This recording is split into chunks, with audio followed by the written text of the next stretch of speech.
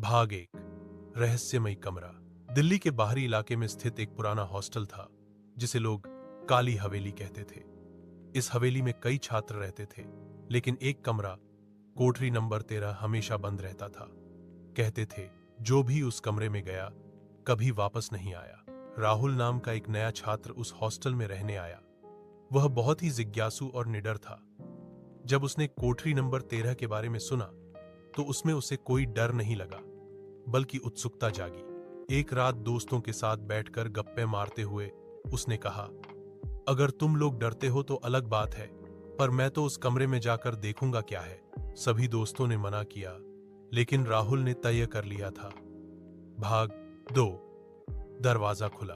अगली रात हॉस्टल में बिजली चली गई। चारों तरफ अंधेरा और सन्नाटा।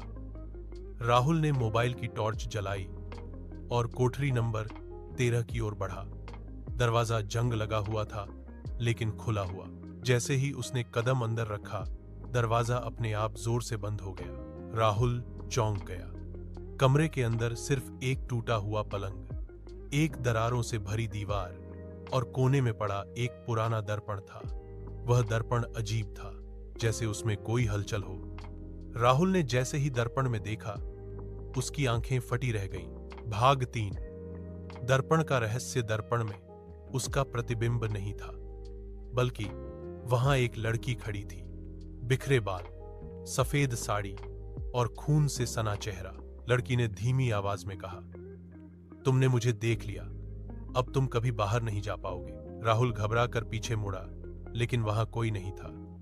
जब उसने फिर दर्पण की ओर देखा तो लड़की अब कमरे में खड़ी थी, उसके ठीक सामने।